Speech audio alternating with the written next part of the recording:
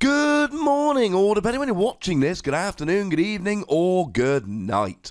My name is Ross, and as always told, I had a voice radio, so today I am showing you a deck which is just getting better and better and better, and showing up everywhere lately. It's Zoroark Glaceon.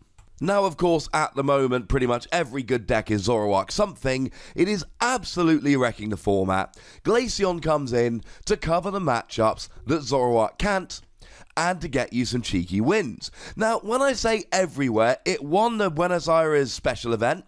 That's pretty good. It got 6th place in the Charlotte Regional over in North Carolina, home of my beloved Charlotte Hornets, which is pretty good. It got 42nd in Charlotte.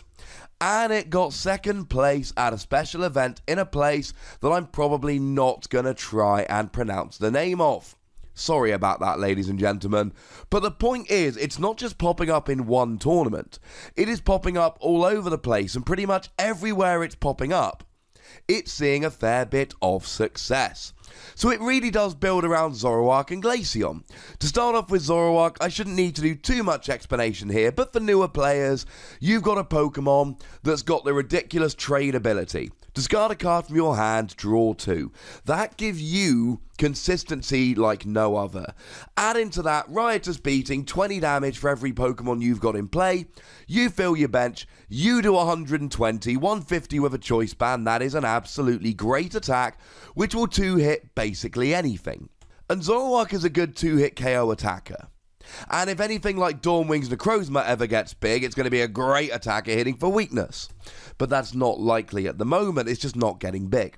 And you've got great consistency with Zoroark, but the general rule is you need something else with Zoroark. Maybe it's Weavile. Maybe it's Buzzwole. Maybe it's Garbodor.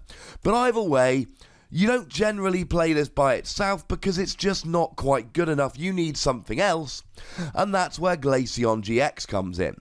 Now, as an attacker, Glaceon is decidedly mediocre, but the ability stops your opponent having abilities on EXs and GXs. And principally this is Zoroark, so your opponent can't use it, and as I've said, it is everywhere at the moment. And it is Tapu Lele, so none of that Wonder Tag for the supporter they really like. Now, Glaceon and Zoroark are both 2-hit KO Pokemon, but your opponent isn't going to be using Wonder Tag to grab an Ace Roller to heal, because they're not going to be using Wonder Tag, because their EX and GX abilities are turned off.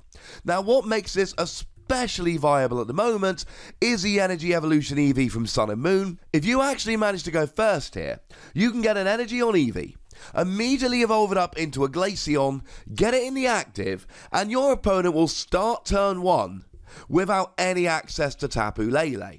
Which means if they've got a Tapu Lele, bad news. If they've got an Ultra Ball for a Tapu Lele, bad news. And they had better start with something in their hand like a Bridget, or else they're not actually going to be setting up the game.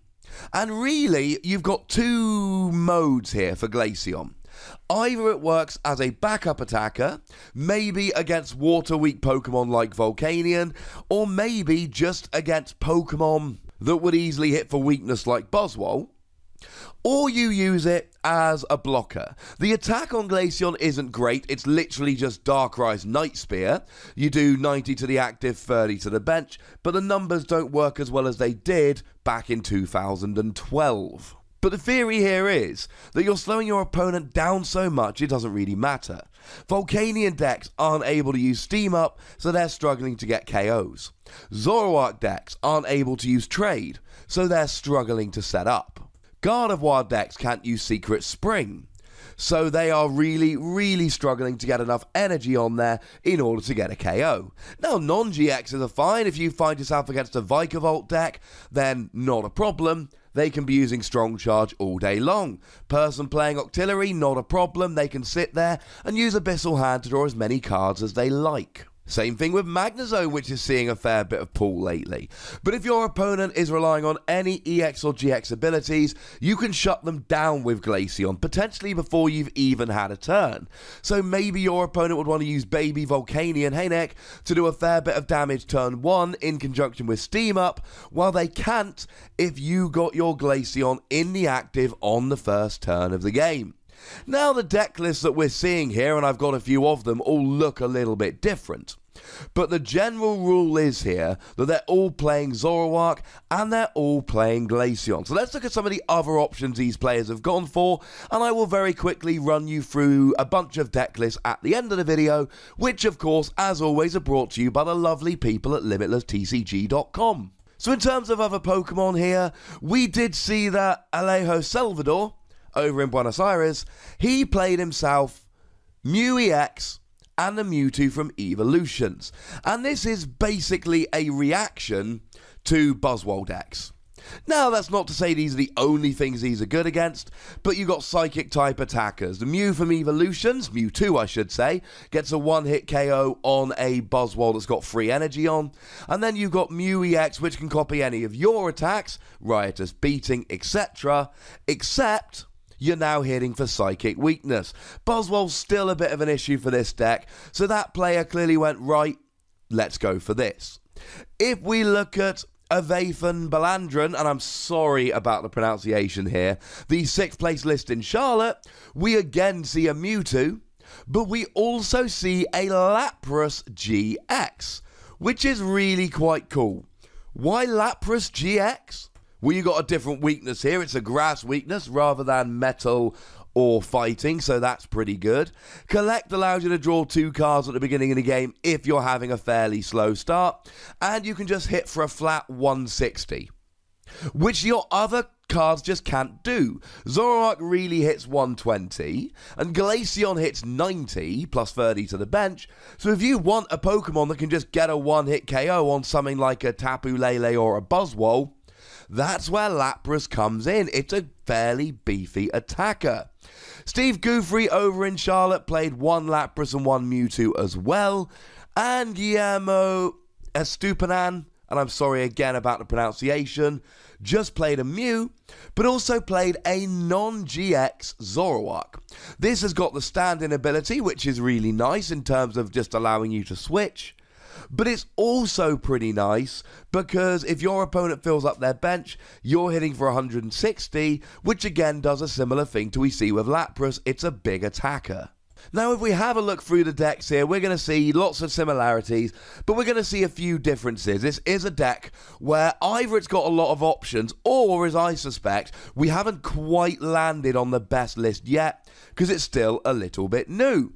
If we look at Alejo's deck from Buenos Aires, we see that there are a couple of Enhanced Hammer here, which help you to get rid of special energy, slow your opponent down a little bit, while you block with Glaceon, which is pretty good. We see Mallow, which is always good for Zoroark. You put any 2 decks on top of your deck, then draw them with trade. And we see Aqua Patch to accelerate energy, but just a single copy.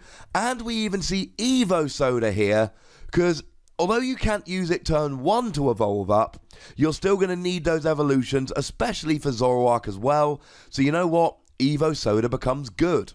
And a copy of Max Potion here, because you can often get by attacking with Zoroark and healing, or leaving Glaceon in the active for a couple turns and not worrying too much about attacking. So Max Potion comes in nice for healing, although it is only the 1 copy of it. If we go to Avathan's deck over in North Carolina, we see free Aqua Patch, which is a lot more. We also see Energy Lotto, which is a really nice thing just for searching out all of these double colorless energy for Zoroark. Again, we see Enhanced Hammer, and we even see some Nest Ball here, because Nest Ball gives you a greater chance of getting a turn 1 Eevee, which gives you a greater chance of getting a turn 1 Glaceon, which is huge. Over to Steve's deck in Charlotte, we see the full 4 Aqua Patch here. We do see some Field Blower. Field Blower is usually pretty nice, because otherwise it turns off Zoroark and Glaceon's ability with Garbodor. and you don't want your abilities turned off. That's kind of the whole point of the deck. So, yeah, being able to stop Garbodor here is pretty gosh darn big. We also see 4 Floatstone here because, you know, you need to get your Glaceon in the active turn 1. So, yeah, pretty nice to get in there. That's not to say the others didn't play Floatstone. Avathan played 3 and Alejo played 1, but 4 really does up your chances of a turn 1 Glaceon. And finally, Guillermo's deck here, it's a little bit of everything. We do see that he is playing Aqua Patch, but only 2. Couple of Enhanced Hammer. There's lots of everything here, including a Professor Kukui to do an extra 20 damage, which is kind of fun. And actually here, because you are playing a non-GX Zoroark, with a full bench choice band Kukui, you will actually be hitting 210, which will get a one-hit KO on an opposing Zoroark. But we also see Puzzle of Time here, like I've said. We see a little bit of everything here, so Puzzle of Time really useful just to recover these cards so you're not necessarily playing in huge numbers. Now, we did run through the list pretty quickly, but they're all up there on the screen for you to peruse at your leisure. This is a good and it is an up-and-coming deck, and it's one that we don't quite fully understand yet. There is no best list. If there was a best list, everyone would be playing it. The 4 lists I've shown you are all a fair bit different. But I tell you what, ladies and gentlemen, like the deck we showed you yesterday with Silvally, this really does appear to be a deck which is only going to get better and better and better. But as always, ladies and gentlemen, I want to know what you think about this particular deck. So let me know in the comment section. Go nuts, but be nice. Make sure you like this video, subscribe to this channel, follow me on Twitter at TheWossy, and Twitch for some live action at twitch.tv/PTCGRadio. If you want to support the channel, get some bonus podcasts and so on, head on over to patreon.com/PTCGRadio.